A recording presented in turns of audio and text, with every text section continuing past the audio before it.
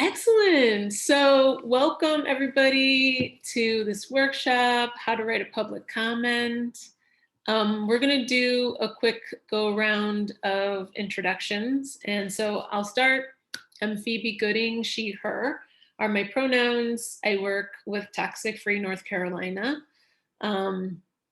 We're based in Durham, but we are a statewide organization. And I'm the community organizer. I also am the program manager for the Just and Sustainable Agriculture Program. I have a small farm in Eastern Durham, and it's called Hawks Nest Healing Gardens. And we just, our farm is kind of young, but we've been farming for quite some time. But yeah, so super excited to talk tonight. And I'm gonna, for introductions, I'm just gonna call on folks, and we're gonna start with, I'm gonna start with my colleagues at Toxic Free NC. Alexis. Hey everyone, I'm Alexis Lucky. I'm with Toxic Free NC. I'm based in Durham as well. Glad to be here tonight. Thanks. Awesome, great. And then we'll jump to Lior, and just so I say this, because I don't know if I did, so name, location where you're calling from. If you want to tell us if you are affiliated with an organization or anything about yourself, that's also nice to hear. Lior? Hey everyone, my name is Dr. Lior Vered. I am the policy advocate for Toxic Free North Carolina. I'm based in Carrboro, and a big part of my job is writing public comments. I've actually spent several hours writing one today, so I might not be as eloquent as I usually am, just because my mind is tired. But I'm really excited to be here with you and to get to know you better. Awesome. And so Toxic Free NC partnered with Climate Action NC for this workshop. So Connor, would you please introduce yourself? Hello, I'm Connor. I work for Climate Action North Carolina, which is a branch of the League of Conservation Voters, a big national organization you might know about, but Climate Action NC is based out of the Triangle, and in Charlotte, and we do work specifically focusing on North Carolina, all environmental policy and environmental issues related, which includes helping write public comments and do things like this with other groups, great groups like Toxic Free NC. So I'm just real excited to be here tonight and write a public comment alongside all of you. Awesome, thank you. So I'm gonna just go by with who I see on the screen and just call out some names for introductions. So name, location, if you want to give us an affiliation of an organization you work with or anything else about yourself, please do. And I see Bonita first.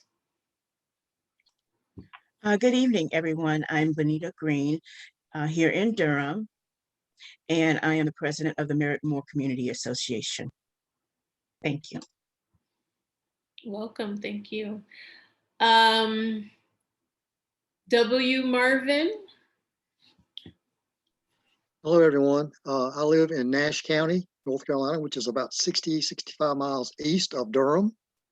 I've seen, Phoebe, I remember meeting you about a year ago over at a meeting in Rocky Mount. I am on staff with BREDL, Blue Ridge Environmental Defense League, and also not on staff, but a member of the Apple organization that you'll hear Steve Norris talk more about in a few minutes. It's a pleasure to be here tonight. Thank you very much for the opportunity. Excellent. And so do you go by Marvin? Okay. Yeah, yes. Great. Thank you so much. Stephen Norris. Hi, everybody. I'm Steve Norris. I live near Asheville, far away from a bunch of you. I work with the Alliance to Protect the People and the Places We Live, like Marvin, and we fought the Atlantic Coast Pipeline and now do everything we can to challenge North Carolina Department of Environmental Quality and Duke Energy, and recently Dominion. I also work with Beyond Extreme Energy, which has hammered at FERC for the last 5 or 6 years and is realizing some success recently. In case people don't know, FERC is the Federal Energy Regulatory Commission and is probably the largest energy regulator in the country. Thanks.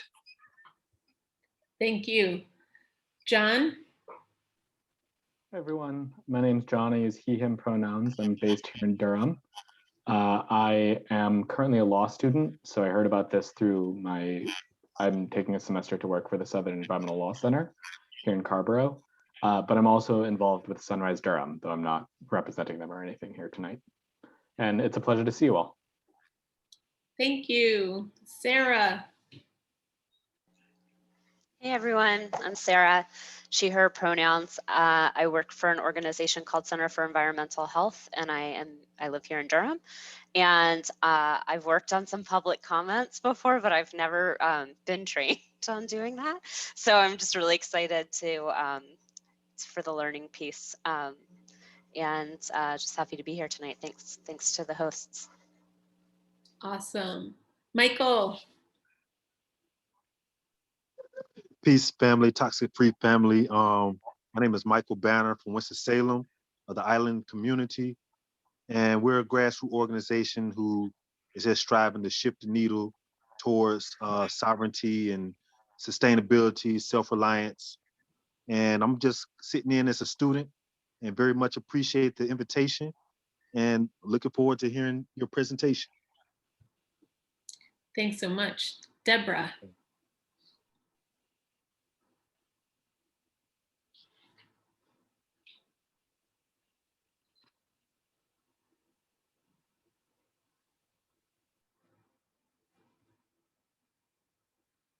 Well, Deborah, I'm not sure if you're talking, but I can't hear you. Okay, can you hear me now? We can hear you now. Okay, my name is Deborah David, and I'm a concerned citizen of Richmond County, and I live in Hamlet, North Carolina. Awesome. Thank you so much. And that's a good reminder to, to remember to unmute, but also remember to mute when you're not talking. Margaret. Hi, y'all. My name is Margaret Crum-Lukens. I work with the Rural Advancement Foundation International USA, also known as RAFI USA. And we work with farmers and rural communities and I live in Chapel Hill. Thanks so much. Amelia? Hey, I'm Amelia, she, her, hers. I live in Raleigh and work alongside Connor at Climate Action NC. Thanks so much. Maggie? Hi, I'm Maggie. I use she, her, and they, them pronouns. I'm living in Durham, and I'm currently a law student and an extern at the Southern Environmental Law Center. Welcome. Belinda? Hi, I'm Belinda Joyner, concerned citizen of Northampton County. I live in Garysburg, which is about 10 miles from the Virginia state line on the I-95 side. I'm also Northeastern organizer for Clean Water North Carolina, and I do consulting for Dogwood Alliance.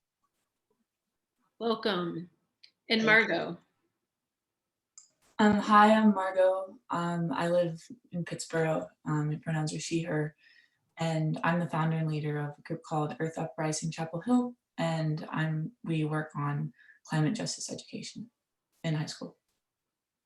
Awesome. Oh, this is just like so exciting to see all of you here tonight. So I'm going to turn it over to Dr. Lior, and yeah, she's going to talk more about some policy. Hey everyone, let me just share the screen. Cool. Hey, so this workshop is going to be about how to write a public comment, and I'll just say up front that when I thought about this workshop, I was thinking more about the average community advocate, the average person who wants to be involved in writing public comments. So this is not going to go into a lot of the technicalities that maybe some of us who write comments professionally would go into. But I think emphasizing the accessibility of this process is really important. And I hope that this would be helpful for everyone. Cool. So what is a public comment? A public comment is basically a mechanism that was designed by the government to provide feedback to the government about things that they're trying to do. So this is a way for the public to be involved and express opinions, give feedback to different suggestions that the government puts forth. It is mostly applicable to the executive branch. So the governor, the president, different agencies, the EPA, the Department of Environmental Quality here in North Carolina, Department of Health and Human Services, things like that, more so than the legislative branch. But there are also public comment periods for the legislative branch. For example, last year, the North Carolina House had a public comment period for COVID-19. Giving people the opportunity to make suggestions, raise concerns, etc., around the way that our state is dealing with COVID-19. But for the most part, you would see public comments with the executive branch, both federally and on the state level. So why should you write a public comment? As I mentioned, it's a way to provide feedback for the government. It's a way to have a voice and be engaged in the government and policy decisions that we're making. And it's a way to advocate for causes and topics, issues, communities that you care about. And I do want to say one small thing. There are a lot of decisions that are being made on the executive branch level of things that have huge impact. We often really focus on the legislative branch and the elections and voting, which is great. Fully support that. But there are a lot of things that are happening on the executive branch that have huge impact on us and our communities and that we need to be involved in and engaged with as well. So generally speaking, there are two different ways that I like to think about public comments. And it's just something to keep in mind when you approach writing a public comment. So one type is an open-ended public comment. So this is when the government is basically saying, okay, there's this issue that people really care about, and we want to hear from the public about this issue. But there isn't a particular suggestion or a particular thing that is being discussed or required feedback on. So again, the North Carolina House Committee on COVID-19, their public comment period that happened last year is a good example of that. The other type is really a feedback type of public comment. So this is when there is a rule usually, but it can be something else that is on the table that the government is proposing or considering, and they want the public to give an opinion or give feedback about this rule and about this suggestion. Normally, it's a little bit easier to write a public comment about a feedback or rulemaking process just because there is something on the table that you're expressing an opinion about versus a very open-ended topic where there's a lot of different ways that you can go about making a public comment. The other two types of public comments that is good to be aware of is in-person public comments. So a lot of the times, different agencies, different departments would have a public hearing on a topic that they're considering. And right now, most of them happen virtually on Zoom. I think all of them are. But you can come and basically give a public comment in person where you speak orally and give your public comment. Usually the time frame for those type of public comments are 2 to 3 minutes. So that's something that you need to remember, that you're not going to have a lot of time. So you want to be really concise and to the point where you make them. Yeah, I think that's the only thing that I'm going to say about in-person public comments. And people have different approaches about them. I like to have a statement that I usually read. Some people just like to kind of wing it and improvise on the spot. Whatever your style is, that's totally fine. The other type of public comments, which is going to be the focus of this particular workshop, is a written public comment where you actually sit down and write a public comment and submit it either by mail or by email or some kind of a portal, electronic portal, where you just copy and paste the text. So what do decision makers look for in a public comment? These are the things that you need to keep in mind whenever you make a public comment. And this is true for both in-person and written public comments. They want a clear opinion. So when you make a public comment, you have to have in the beginning and in the end, a one-sentence statement that is like your take-home message of, this is the one thing that I want you guys to remember out of this whole public comment. Sometimes people would submit a public comment and it's very long and very detailed, but it's hard to know, okay, are you for this? Are you against this? What is the bottom line take-home message? So you want to make sure that the decision makers know, this is my opinion, this is what I want. And the one sentence message can be complex or it can be nuanced, but it needs to be concise and clear. That's the most important thing. The other thing that decision makers are looking for is a potential solution or suggestion. So again, what usually happens, and this often happens with open-ended public comments, not with feedback ones, is people would go and they would give this really heartfelt and amazing public comment about a topic or an issue that is really afflicting their community, that is of great concern to them, but they're not putting forth a potential solution or suggestion. They don't have a clear ask of, this is what we want you guys to do. And we often think that decision makers, legislators, agencies, oh, it should be really easy for them to figure this out.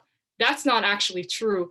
They really want people to come forth and have a suggestion that they can kind of, sink their teeth in and consider and use in order to move things. So if you are making an open-ended public comment, or really if you're making any type of public comment, you want to have a suggestion in there that they can use in order to move something forward. Quantity matters.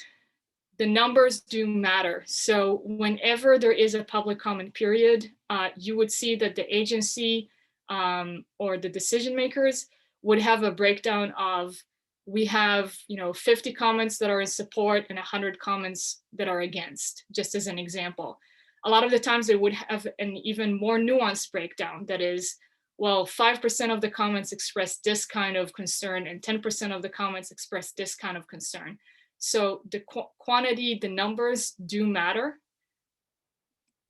And the quality matters too. And what we mean when we say the quality is personal stories have a huge impact.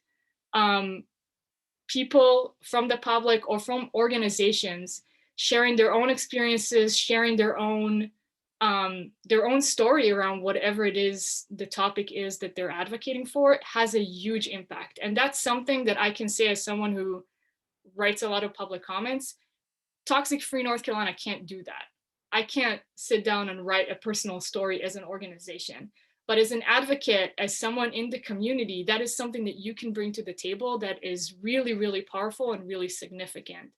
And again, just from a personal perspective, we had the groundwater standards public hearing that happened a few weeks ago, and all of us were just like moved to tears by the personal stories that people shared, that again, were very different than what the organizations could speak for. Technical information, statistics, research, science also matters. That's more something that you would expect from organizations or people who have a lot of time to write public comments.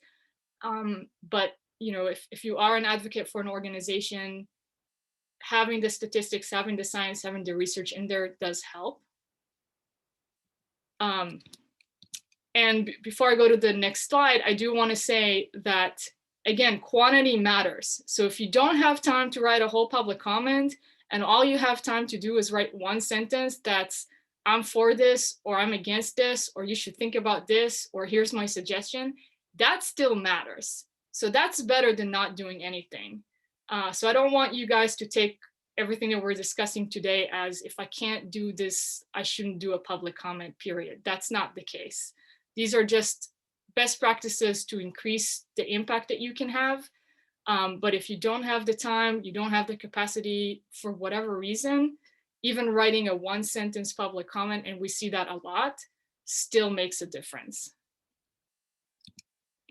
So just to kind of summarize, you don't need to be technical, you don't need to be an expert, you don't need to be super knowledgeable about whatever topic you're advocating about.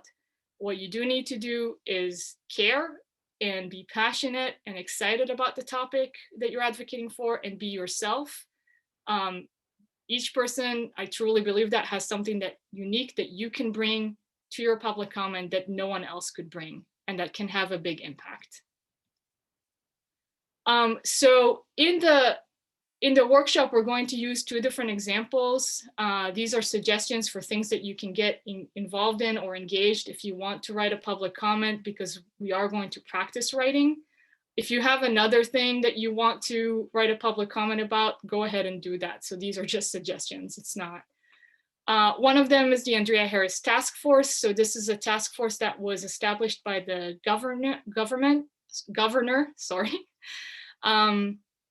Maybe half a year ago, don't quote me on that. My time frame is not great during COVID. And it's a task force that is specifically designed to address inequity around healthcare, particularly with communities of color in mind, but also socioeconomically impacted communities, generally speaking. I'm happy to say that this is something that Toxic Free NC has been involved in advocating for, so it's really cool that this task force actually happened. The task force is looking at the following issues: access to healthcare, economic opportunity and business development, education, environmental justice, and patient engagement. You can submit the feedback through this form that is on the link right there. And there isn't a deadline or anything for this. So whenever you want to submit a public comment, you can. When you go to the form, it does say comments on the suggestions that the Andrea Harris Task Force put forth, but really it's an open-ended public comment. So if you have any opinion, any suggestion, any thought around healthcare inequity and racial justice, or on any of the issue areas that are listed on this slide, you should go ahead and submit a public comment, even if it's not in particular relation to a suggestion that the Andrea Harris Task Force is putting forth. The other kind of suggestion that we put forth for a public comment that you can engage with is the groundwater triennial review, or the groundwater standards. This does have a deadline, which is March 16th. So in 2 weeks from now, you can submit through email or through mailing a letter to this address. The main thing to know about the groundwater standards is it's health standards for groundwater. So if you're a well water owner, this has a huge impact on you. This is the water that you drink. And it has standards in there for 2 PFAS, toxic forever chemicals, PFAS and PFOA. In our opinion, and the opinions of most community and environmental organizations, the standards are way too high. And yeah, I attached, sorry, I'm moving you all so I can actually look at the text. I attached some talking points here. These are, again, suggested talking points. You don't have to use them if you disagree with them. But basically saying that the proposed standard of 70 parts per trillion is too high. Other states have way lower standards, 8, 10, 16, 20.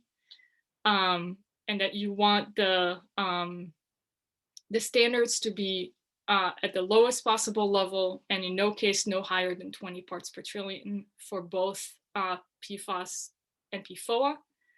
And to include regulation, this is class regulation for all PFAS, not just PFOA and PFAS. So PFAS there's thousands of PFAS and most of them are toxic. And North Carolina is only considering 2. Okay, so this is the template that I usually use in order to write a public comment.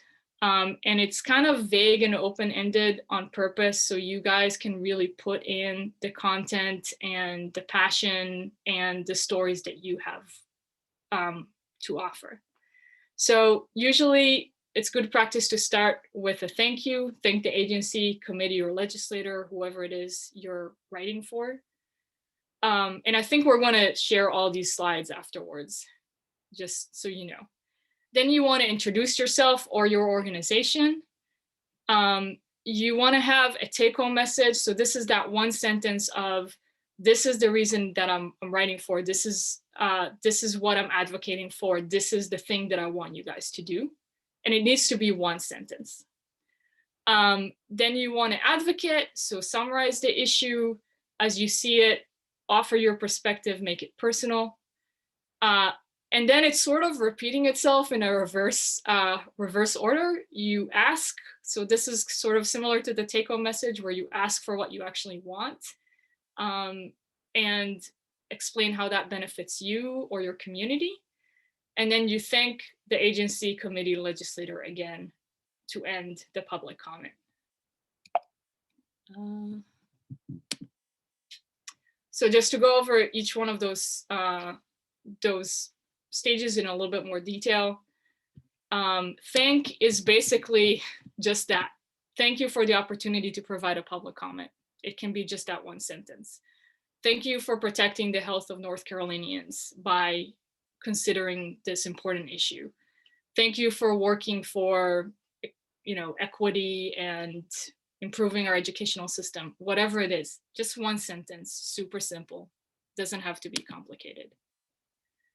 Introduce yourself. So this is where you kind of want to think a little bit further, particularly if you're writing as a citizen or, a resident, a private person. What are the perspectives that I bring to the table that are relevant to this issue? And kind of list them and write them in a sentence. Are you living in an impacted community? Are you a person of color? Are you living in a community that has pollution from toxics? Are you impacted by whatever topic the public comment is about? Are you a homeowner? Are you a parent, grandparent? How long have you been living in North Carolina? If it's a public comment that is geared towards North Carolina State. Do you have a relevant occupation? Are you a teacher? Are you a business owner? Are you a scientist? Are you an advocate in a community organization or just in your community without having an official nonprofit organization? Do you have a connection to healthcare or another connection to whatever topic is being discussed? For the groundwater standards, are you a well water drinker? So you want to think about all of these things, and when you introduce yourself, mention them. If you're writing a public comment for an organization, this would be where you kind of, just be honest, cut and paste the description of what your organization does from your website. Though it is best practices to kind of tailor it to the particular topic that you're working on. So for example, if when we wrote a public comment that has to do about worker protection standards for pesticides, I wrote about our engagement with, with workers in the agricultural businesses and the communities that we work with that are impacted by that topic. So you do want to make it a little bit relevant to the particular topic that you're discussing if you're writing as an organization. Take-home message. Again, this is a one sentence thing. It doesn't have to be really complicated. I am writing to ask that you consider a lower standard for PFAS and PFOA. I am writing to oppose the suggested rule. I'm writing to support the suggested rule. I am writing to suggest that you do X. So one sentence, and again, it can be nuanced. So for example, for us, one of the public comments that we wrote was kind of, the take-home message was, we are writing to support the proposed rule beside this one proposed change that we are opposing wholeheartedly. So it doesn't have to be, it can be a little bit, in the gray. It doesn't have to be black and white, but it has to be really, really clear what you're actually saying about the topic. Advocate. So usually if an organization is trying to convince people to write a public comment on a topic, they would supply you with talking points. So these would be bullet points of, here are some of the things that you can say. You don't have to use them. It can just make it a little bit easier because you have a starting point to start from. But just so you're aware that you don't necessarily always have to start from scratch.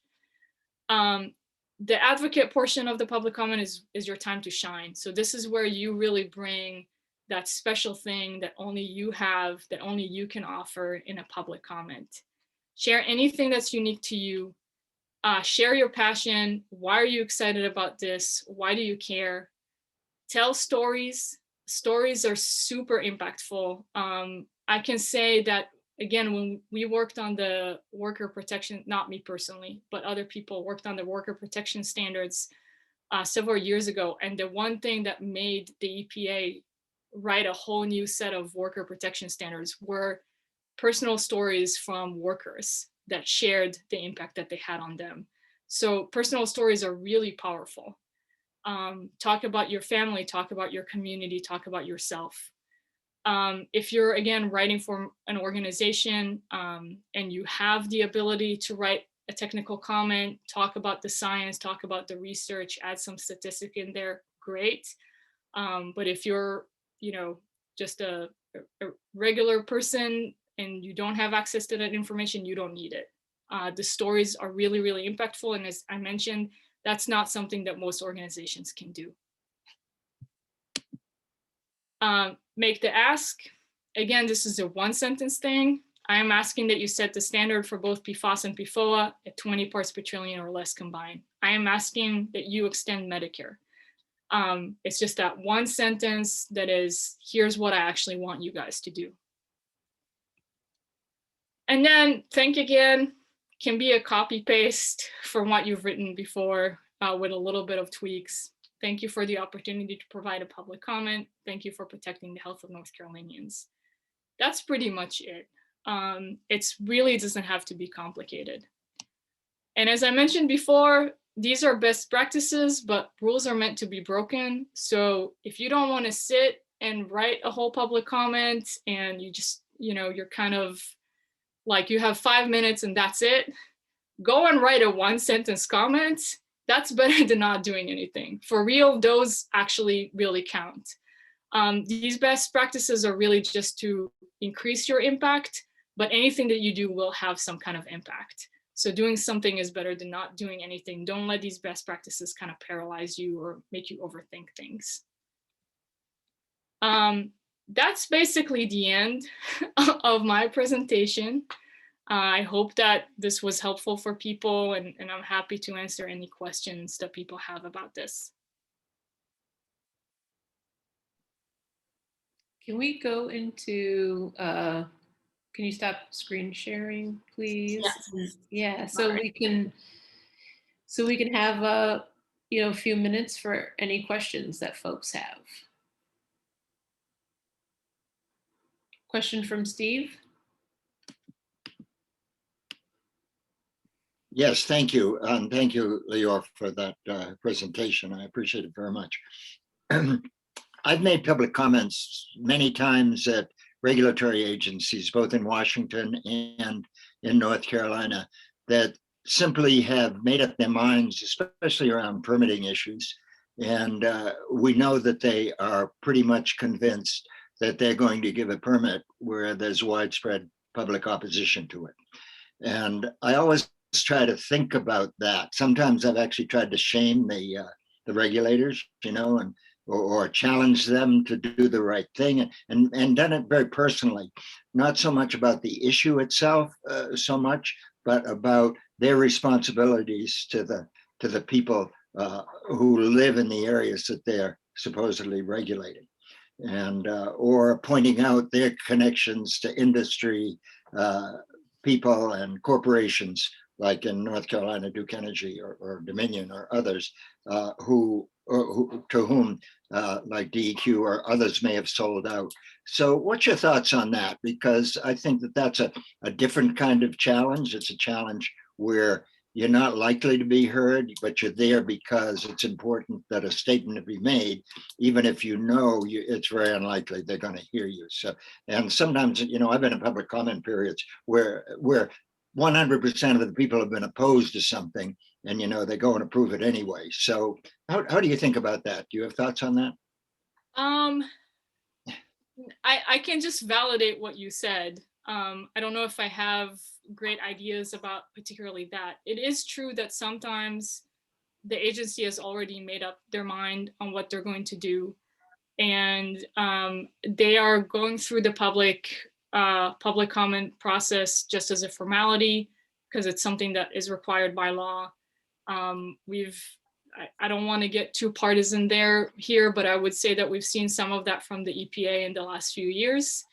And so with that, I think that it's still important to submit a public comment, because what often happens, and what we've seen, for example, particularly with the EPA, is people submit a public comment, the EPA goes and does whatever it is they're going to do. And then organizations and nonprofits go and sue the EPA for the thing that they were trying to do. And the fact that there are a lot of public comments on the record does help with the lawsuit. So public comments have a lot of, they create a record, they create a precedent, and they kind of prepare the ground for legal battles, even when the public comments themselves are not going to change whatever the permit or the rule that the agency is going to get. In terms of, you know, the tone or how to advocate in cases like that, I think it really depends. And I know that sometimes, I'll just be honest, sometimes when we communicate with legislators or lobbyists or during a public comment, we do take a more stern and more, you know, maybe like bullying them to do the right thing kind of approach, where sometimes when there is a will there and you know that they're trying to do the right thing, but maybe they're misguided, or the committee or the agency is like divided on the issue, maybe you want to take a more softer tone and more kind of nice and pleasant. I don't think that there's really like rules about when to do which one. I think that context really matters, and it really is a place where you want to use your own judgment on how to approach it. I would also say that the cool thing about public comments is that you want a variety of opinions, or not opinions, but you want a variety of perspectives. So a lot of the times, you know, for us, we would talk to other organizations and say, okay, you go and take the really hard line on this, while, you know, we go and take the middle of the road, so that both of those things are on the record. So if you're part of a coalition and you have a diversity of people kind of advocating with different tactics, different tones, that's really great. And that can be really, really impactful and make your case more bulletproof, if that makes sense. But I don't have a particular, this is what you should do, because it really is a context, a nuanced and very context dependent thing. Thank you very much. So I do see a couple other hands raised, and I just want to say that we are going to have some time to go into breakout rooms, but we will have time for these two questions. I just want to, just keep track of time. So I saw Sarah first, and then Margot. Yeah, thanks for this. It's super helpful. My question is that if you're an impacted member of the community and you represent and you work for an organization that works on the issue, can you submit two comments, one as an individual and one as an organization? Okay, and so yeah, definitely. You don't have to decide between one or the other. No, definitely you can. So the rule that I have, or that a lot of us have, is if you are signed on two different comments, make sure that they're different enough, right? You don't want to submit, you know, two comments from, you know, Sarah Packer that basically are the same comment, but one of them is from the organization and one of them is from you. So you want the content to be a little bit different. You want one of them to actually have a voice of an organization. that you represent, and the other one have the voice of you as an individual. But you can definitely submit 2 different public comments as long as they're different enough and it's clear that in one of them you speak as an organization and in one of them you speak as an individual. I would say also for us, sometimes there's been cases where we submitted 2 different public comments as an organization, where one of them, it was a public comment from Toxic Free North Carolina, which really talked about like our perspective as an organization. And then one of them was a coalition, letter that we signed on to. And that was fine too, because again, the 2 letters were distinct enough. So as long as they are 2 separate letters and you're not just copying and pasting or making the exact same points, go for it. And are both comments from organizations and comments from individuals sort of treated equally in terms of their sort of how they're like, is it better, like say you could only write one, is it better to do it as an individual or an organization, or are they kind of treated the same? I am not sure what the answer to that question is. So I don't want to say something that I don't know, but I will consult other people and get back to you with an answer on that. Cool, thanks. Yeah, I would just say that hearing what Lior said earlier about there's personal stories that organizations just can't give. And then on the other hand, organizations can have the time, right? If you're paid to sit and research and have the time for like adding some of that research and technical piece. So I'm not necessarily qualifying each as one's better than the other, but just that there's different pieces that are equally important to bring. Awesome, thank you. Yeah. Margot. I have a question kind of going along with that last part. So this is kind of specific, but for the North Carolina Utilities Commission, they're having public comments for the integrated resource plan for like regulating Duke Energy and such. And so there's been like letters from, I think, Chapel Hill, the town of Chapel Hill, and maybe other local towns. And they've provided like samples of that, or like they provided that for people to see. And they're like several pages long. And I'm trying to write one for just an organization. As far as quantity goes, like how, like Chapel Hill like kind of expresses the similar concerns as my organization, but also we have some that we would like to raise, and just how do we not compete with that, but if we don't have like all that time for all that research, and how do we make it compelling enough? Sure. So I think, first of all, I do want to say that there's a big difference between people like myself who write public comments and are getting paid to do that and have the time to do that versus like a general person. So for example, if you look at some of the organizational public comments, some of them are like 40 pages long. That is not what is expected from anyone on this call to do. So like, again, it's just different. And I don't want like people to feel like they have to write pages and pages of public comments, because that is definitely not the case. If you write one sentence, that's great. If you write one paragraph, that's great. It doesn't have to be super long. When we work on a public comment, when I don't have a lot of time to write the public comment, sometimes I would get a public comment from someone else that has like from a different organization.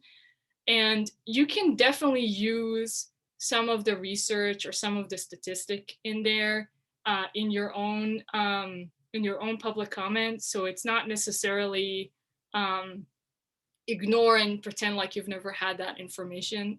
No, if you have someone who's already done the research and you can kind of echo that research in your public comment, that's awesome, that's great.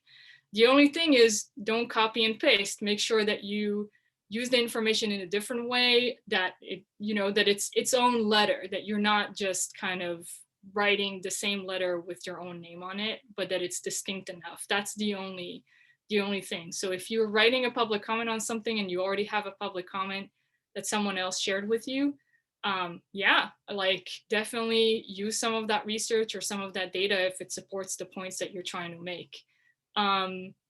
Yeah, I don't know if that answers the question. I feel like I kind of got confused in my own head. Yeah, I guess just like when the utility commission is like considering the comments, I mean, one comes from a town that's pretty hard to beat, but like, yeah, But that process. you're not competing, Okay. right? You're working, like assuming that you're both on the same side of the issue, which might not be true, but assuming that you're both on the same side of the issue, you're working together. You are part of a coalition that is, all of you are advocating for, you know, the same thing or similar thing.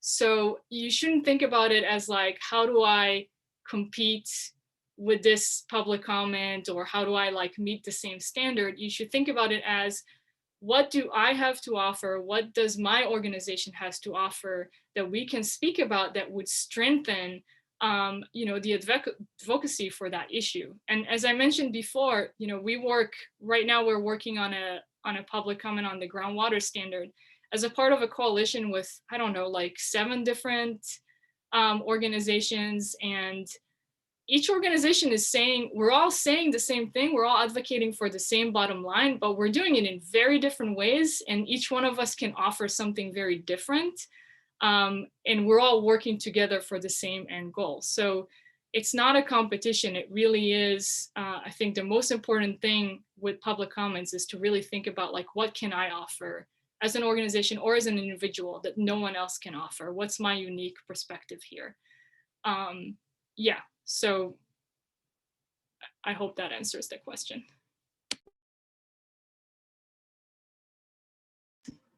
Awesome. Those are great questions, really great questions. Okay, well, so we are gonna have a little time to practice, and just to like, you know, we want you to sort of like take this opportunity to actually get the juices flowing and to think about writing a public comment. And so what we're going to do is give a few minutes for folks to just jot down some notes.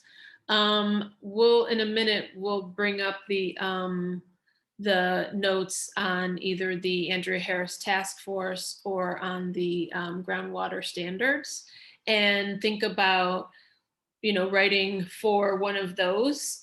And so we'll give you a few minutes to just like, you know, make some bullet points. If you can actually form some sentences, great. Then we're gonna go into breakout rooms for a little bit and do some sharing around that. And then we'll come back, and Connor is gonna share something with us, and then we will close out. So can I just say one thing, Phoebe? Sure. I dropped in the chat a Google Doc that kind of has the summary of the template that we discussed and instructions on the 2 particular public comments that we had as suggestions. So you can copy what's in that document and kind of use it in whatever way seems good for you. And feel free to write a public comment about something completely different, since it seems like there are people here who are super excited about advocating about other issues. So yeah. And let's see, and I'm gonna just pop in the chat these sort of questions that you can just be thinking about, like, what are your concerns or experiences, and why are these issues important to you? So we're gonna put on the screen that very last slide, Lior, and just to give a little bit of a guideline and thinking about one of these public comments. And we'll just give you a couple minutes to write some notes.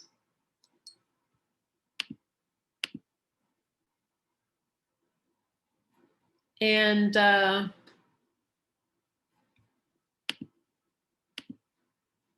we'll play a little music because that's always fun, right?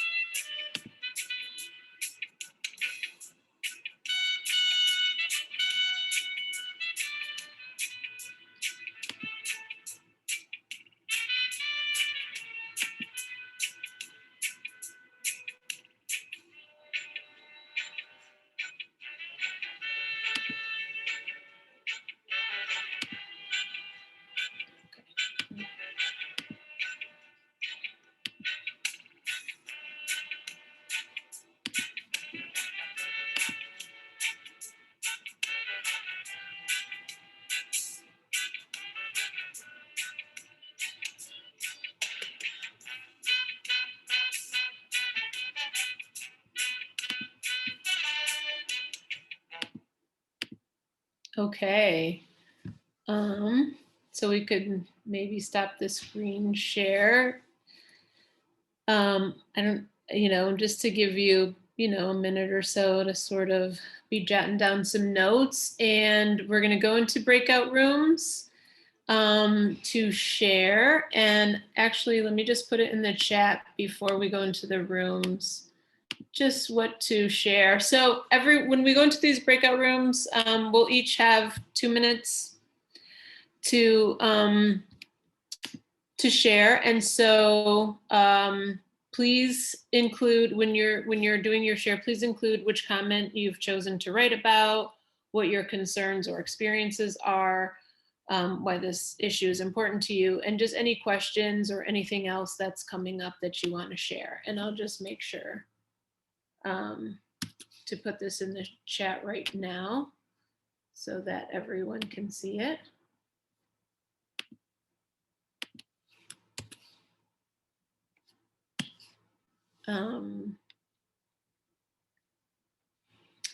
Any questions before we go into breakout rooms? Okay, all right. See you on the flip side. And he's going to lead us through a petition that we have started.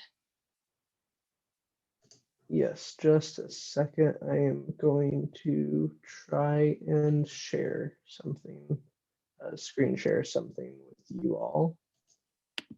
Let me navigate to it. Here we go. Excuse my many open tabs, as is usual during my work hours.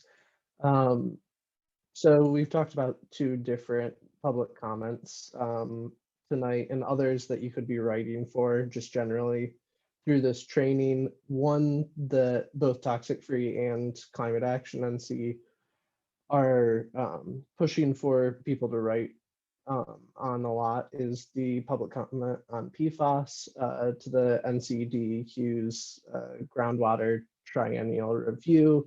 Happens every 3 years. It's how the state helps decide what is the different allotments of like toxins or different things that are at allowable like health points in water. You can read more on it on this front page.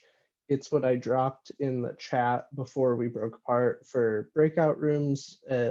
When I stop screen sharing, I'll go ahead and share it out with you there, but you can get more information that you then can integrate into your own public comment if you choose to do a public comment on this issue. Kick me back out. It'll look a little different for you all if you choose to utilize this. It recognizes me because I've used the platform before. You'll just have to type in your name, email address, and I believe your zip code where you live. And then you could choose to either opt in or opt out email updates from our organization. It'll then take you through to this page, which has essentially what Lior was talking about earlier. It covers introducing yourself, explain why you're writing the letter, the personal hook that we all just spent the last couple of minutes workshopping together, and how to thank the reader, thank the review board in this case. We also have a default comment in there already. It contains some of the information or talking points.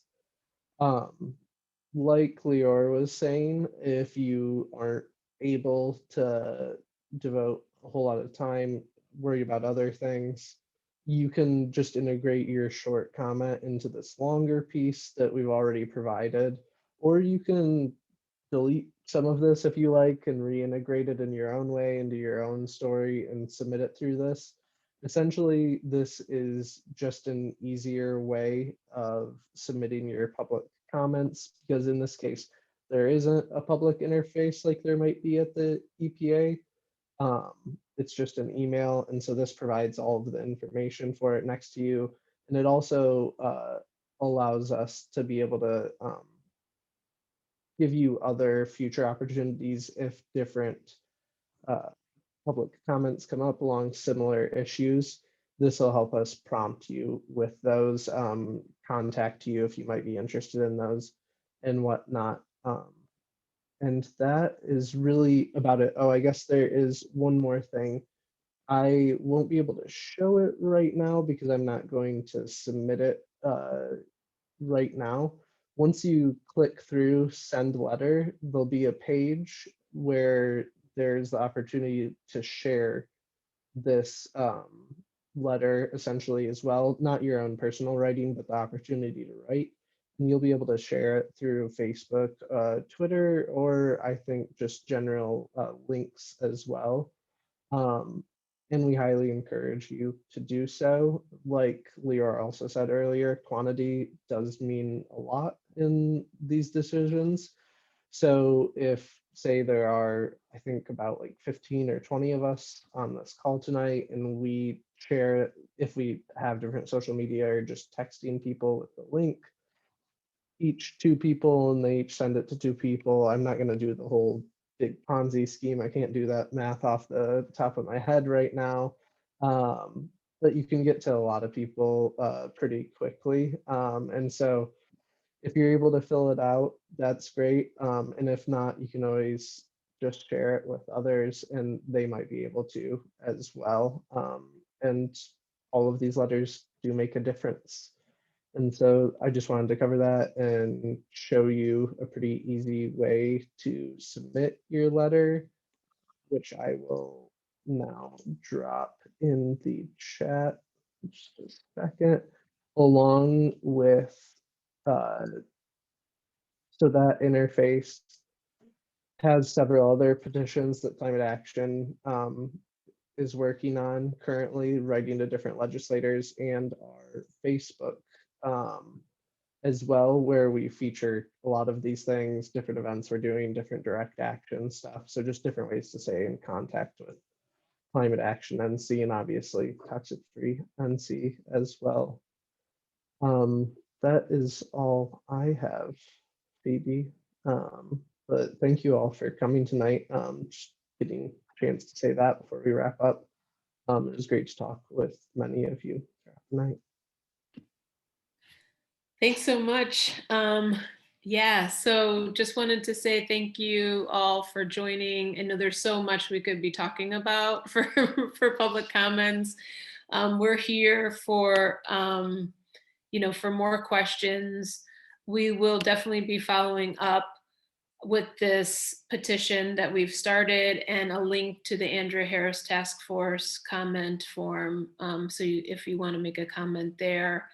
And just, yeah, like, when we support each other and we work together is when we can get changes happening. So we do need to continue to do that and to work to our strengths, so this is share your personal story. If you're with an organization, take the time to do the research and share the technical pieces.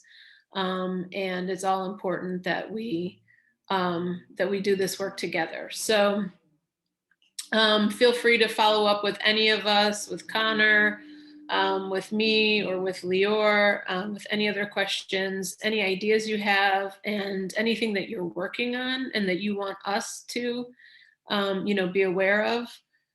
We definitely want to know. And we're just really, really appreciative of everybody who joined us on this Tuesday evening. All right, well, thank you. And you will definitely be getting a letter from me, and you'll hear, with this petition and the other follow-up pieces. So everyone have an excellent night. It was so nice to have this time.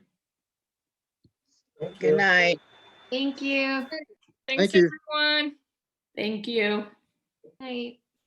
Good night, everyone.